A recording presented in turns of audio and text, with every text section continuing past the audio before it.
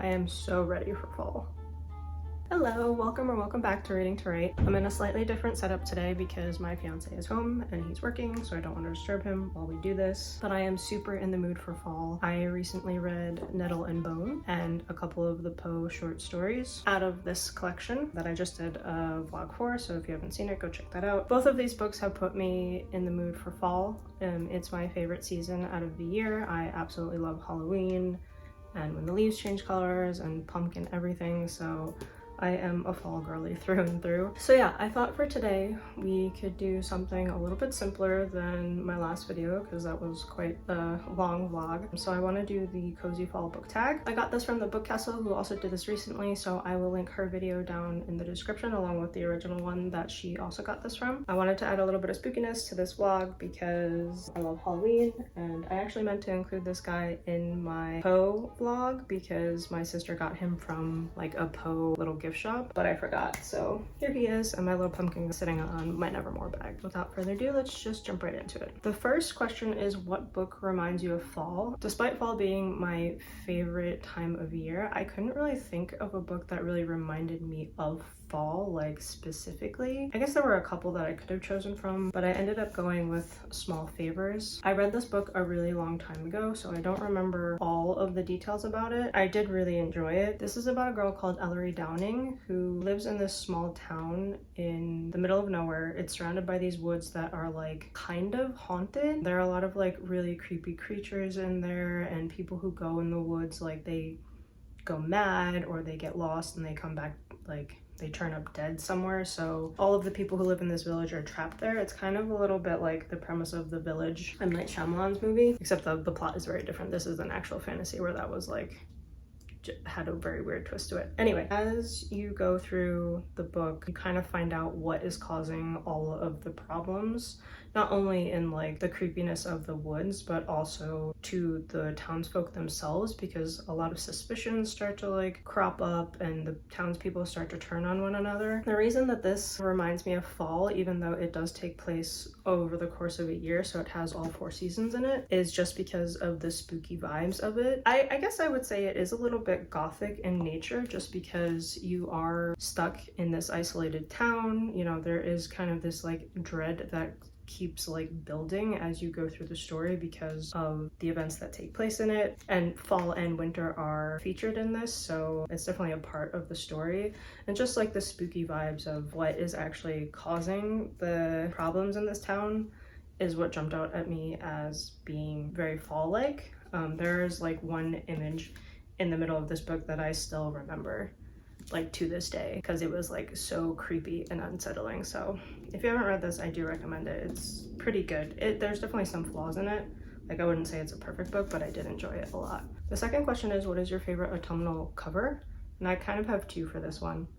The first one isn't necessarily a fall cover, it just kind of reminds me of fall a lot, and that is the Overstory. Because of all of like the browns and the reds and kind of oranges in the picture of the trees in this, it just kind of always reminds me of fall. The Overstory is a fable about these 9 people who have a certain set of skills that could potentially save trees and human like destruction of nature. I will probably talk about it in another video in further detail, but this book was one of the most important books that I've ever read in my life. I can't even begin to describe the impact that this book had on me. It is a fable, so it is supposed to be kind of like a warning. It's supposed to inspire you to act on the things that happen in this book, but I just found it like very profound and important, so I'm really glad that I picked up this book. I do recommend it, although it is like not like a hard read, but it is the type of read where it's like there are a lot of mentions of like trees and types of trees and like some scientific stuff in it, so you kind of have to like just roll with that and not let it stop you from reading the rest of the book. It also kind of has a little bit of a depressing ending, so if you're not a huge fan of that, I wouldn't necessarily recommend you read this, but I absolutely love this book. The other one is my edition of The Haunting of Hill House. This is one of my favorite books that I own, not because of the story itself, just because of the cover and the aesthetic. It's like so Halloween-y with like the sprayed edges and this like beautiful orange and black cover. Like I absolutely love this edition and I will never ever get rid of it. If you don't know what The Haunting of Hill House is about, it's basically about these 4 people. They go and stay in this supposed haunted house, which is the Hill House, and decide to stay for a period of time. I actually don't remember the amount of time that they stay, but it's supposed to be a science experiment to see if they can experience anything supernatural, and some stuff happens, and I'll leave it at that. It's very different than the Netflix TV show, if you have watched that. The third question is, what is your favorite fall drink to read with? I'm drinking one of them right now. It's a tea. I tend to like black teas, and during the fall I try to do some more seasonal ones like pumpkin spice teas or, you know, apple cinnamon, like that kind of stuff. I also am a huge fan of pumpkin spice lattes, so that is another one that I might drink. You might call me basic, but I just think that they're super great. The next question is, do you prefer reading late at night or early in the morning?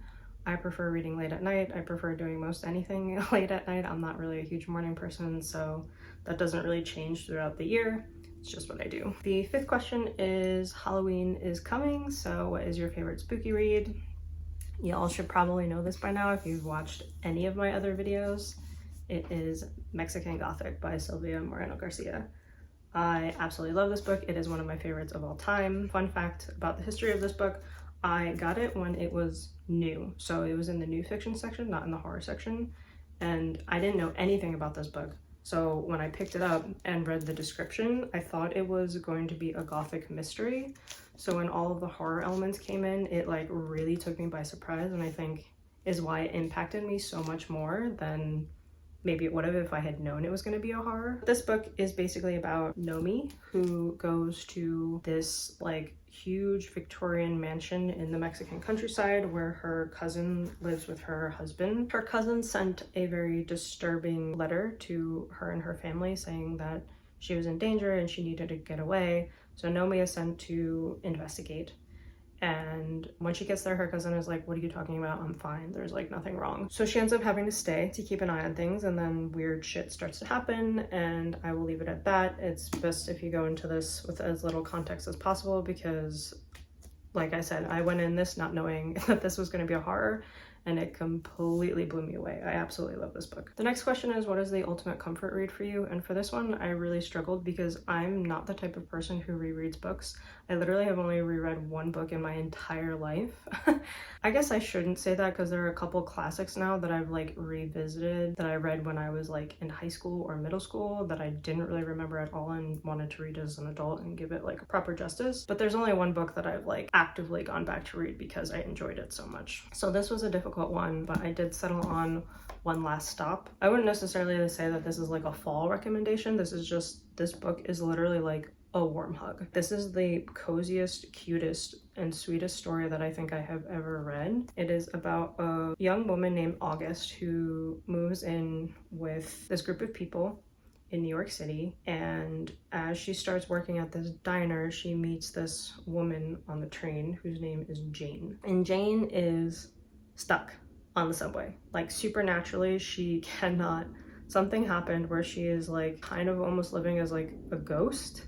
She's not a ghost at all, like she's like an alive real person. It's just she's like stuck in time on this train, this one specific train. It's kind of like a love story between the two of them, but I think part of the reason why this book is so comforting and so cozy is because all of the side characters are also like super endearing, and the story is just about love between friends, between couples. Like it's just so sweet, and all of the characters are really lovable, and they're all very unique. This is like a really great read if you want like a cozy romance. The next question is, what is your favorite fall snack to read with? And for this one, I don't really have a specific one. It's just like really anything pumpkin flavored. So I love pumpkin cookies, I love pumpkin muffins and breads, and literally almost everything. There are a couple like pumpkin spice things that I don't really like because they tend to be too sweet or artificial, but like literally anything with like real pumpkin in it is what I tend to want to eat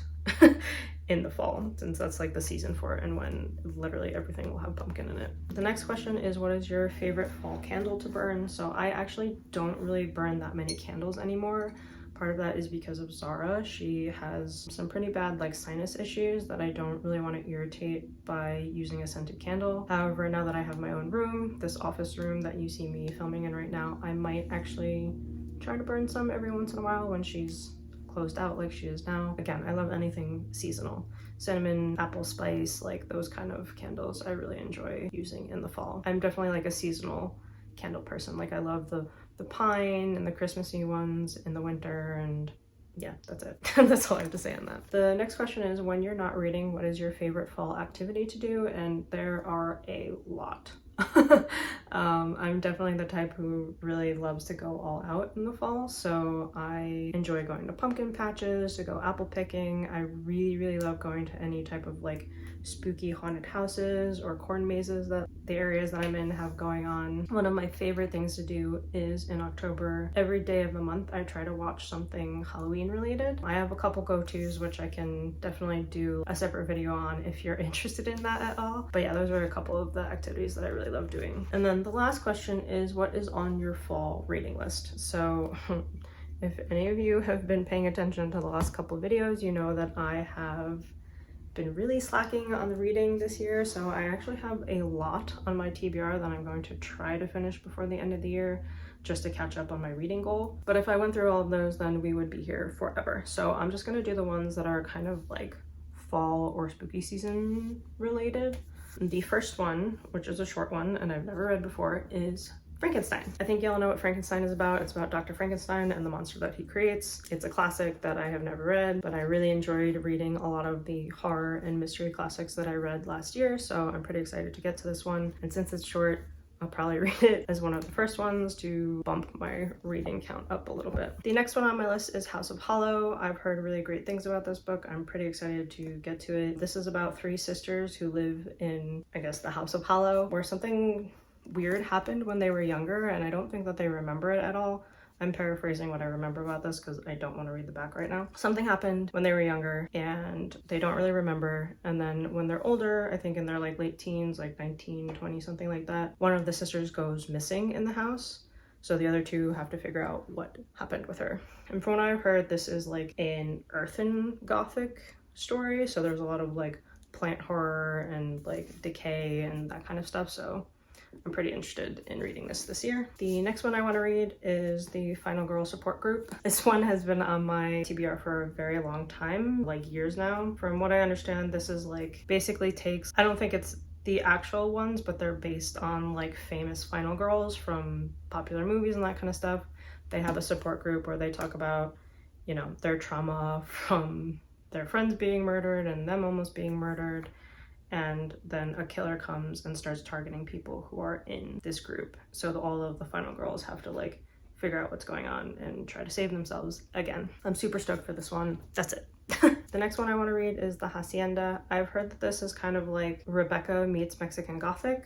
I don't actually know too much about what this is about. I guess I could read the back. I don't really like reading the backs of these because I'm very bad at reading out loud.